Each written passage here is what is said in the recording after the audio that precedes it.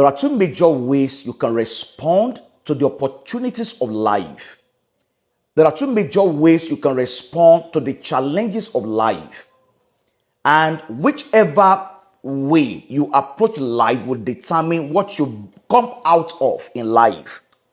The first major way is approaching life from the sense of emptiness. The second is approaching life from the sense of fullness. We're going to look at them one after the other. Approaching life from the sense of emptiness simply means when you approach life from the sense of, I don't have what it takes. I don't have enough. I'm not capable. I don't even know how to go about it. Like the words of Moses, I don't know how to talk. I'm a stammerer. What will I even say when I get there? As soon as Moses was responding that way, it was responding from the point of weakness. It was responding from the sense of inability. I don't have what it takes. And it's important that you understand that approaching life from a sense of emptiness is also approaching life from the sense of weakness. As soon as you begin to relate with life from the sense of emptiness, it will produce weakness in your spirit. It will produce weakness in your being able to approach life and get the victory. And so God had to come on the scene to help Moses to correct that sense of emptiness. The servant of Elisha woke up one day and he saw that they were surrounded by the Syrian army. And as soon as he saw the Syrian army, he saw his emptiness. He saw that they were in trouble. And he cried to the master, Master, we are in trouble. What do we do here? We don't have what it takes. The enemies are stronger than us. And that is approaching life from the sense of emptiness. King Saul and his men, they saw the size of Goliath. They saw the weapons of Goliath. Bible says, and they were hiding for 40 days and 40 nights. Why? Because they saw themselves, they saw the battle from a sense of emptiness. We don't have what it takes. What the man said to them, what Goliath said to them, is present someone that will confront me. But there was nobody on that battleground on that day that had the sense that could rise to the occasion until David came. David came to that battle with a sense of fullness. And that takes me to the second aspect of how to approach life. When the servant of Elisha eventually told the master, Master, we're in trouble. And Elisha responded with the sense of fullness. Elisha said, he said, don't be afraid. He said, they that are for us are more than they that are with them. He saw that challenge from a sense of fullness. And so, in the same way, when David came to the battleground and saw what was going on, he said, look, I can fight this man.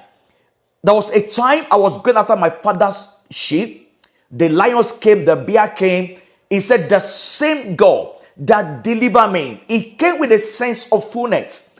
He said, look, you come against me with spear and with sword, but I come against you in the name of the Lord. And so he came with the sense of fullness. King Saul and his men, despite the fact they had the weapon, they had all what was needed for that battle, but they had a mindset of emptiness, a mindset of I don't have what it takes to face the battle.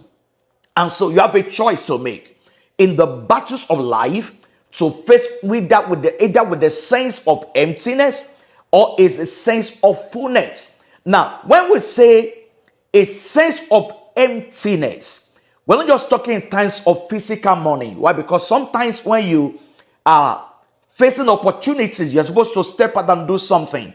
You might think, I don't have the money that it takes to do it.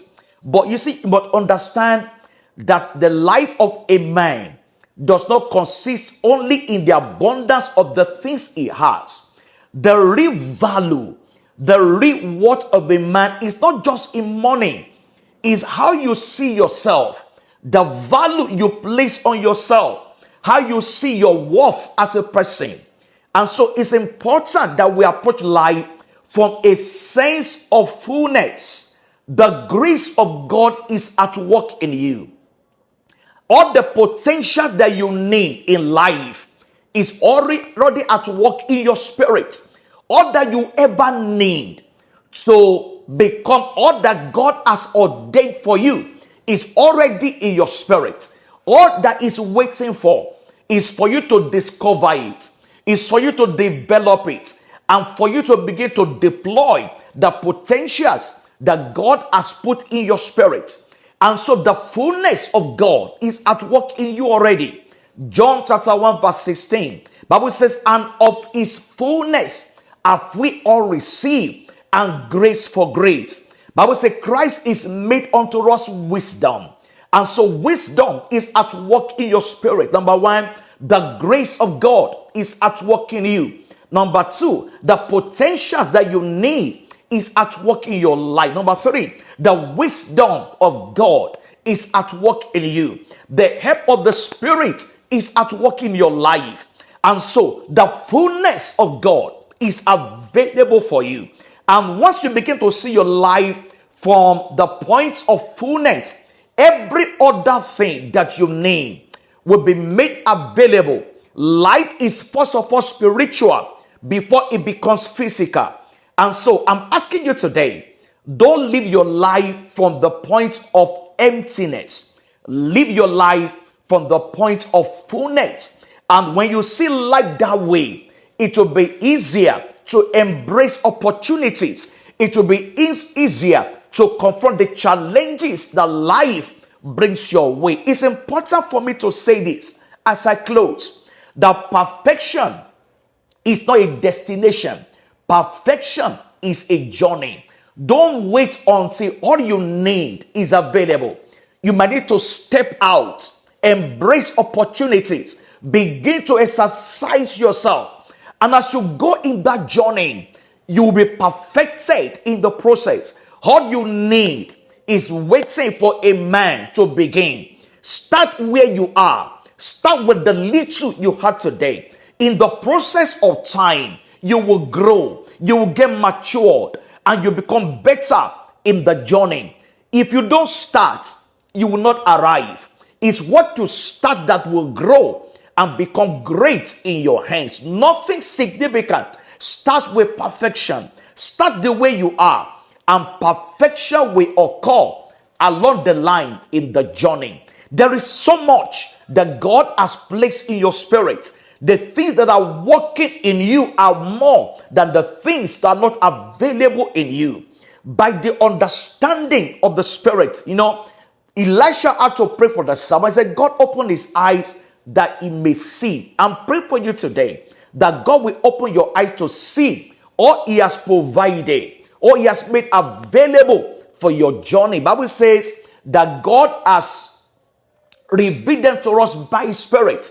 For the Spirit searcheth all things, yea, the deep things of God. I'm asking you today, approach life from a sense of fullness. The fullness of God, the fullness of grace, the fullness of wisdom, the fullness of the possibilities of God is at work in your life. Don't forget, subscribe to the channel, like this video, share with somebody, and turn on your notifications. I love you, and I will see you in your destiny.